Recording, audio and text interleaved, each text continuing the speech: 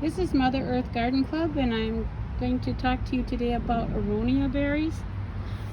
These are Aronia berries. They are a deciduous shrub. Grows about 6 feet tall, 6 feet wide each shrub. As you can see, they've got lots of Aronia berries. They're a dark purple, almost black berry. They're very prolific. This year, this is their, I think they're 3 years old. So these plants were probably 1.5 feet tall when I got them. They are now about 6 feet tall, and that's about their mature size. So far I have picked like 2 gallons of berries. The berries are very firm. They don't crush easily when you grab them. Of course, they get a little color on your hand, but they don't have a lot of pests on them. I haven't seen any actually. They're not super sweet. They're astringent is what the word is called, I guess. They have a kind of a, not bitter taste, but they have a kind of dry, they make your mouth dry. I think choke cherries are similar. These are called choke berries or Aronia berries. I think the Italian name is Aronia melanocarpa. They are native to North America. They're green in the summer and red in the fall. The leaves are. The berries can persist into winter, so they can be a source of food for birds. They have high antioxidant content, and they have the antioxidants that they carry are anthocyanins and polyphenols.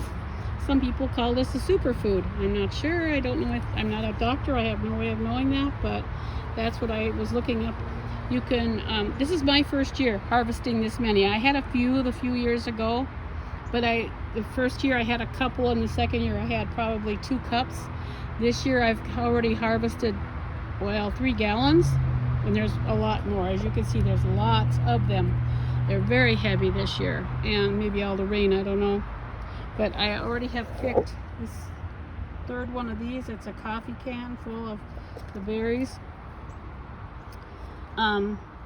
They can be put in jellies, jams, baked goods like cookies and pies. I'm going to try to make pies and cookies with them. I'll let you know how they turn out. Like I said, this is my first year having enough to cook with. They are a food source for birds, small mammals, and the flowers in the spring attract bees.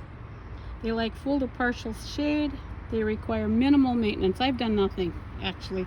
I think as I was walking to the garden, I tossed a little granular fertilizer at the roots and kept on going. Never did anything else. I do pull major weeds or any trees. I see I've got a tree growing here. I've got to get out of here. But other than that, I don't do anything at all. So hopefully when we get to baking these things, we're going to find out what they're like.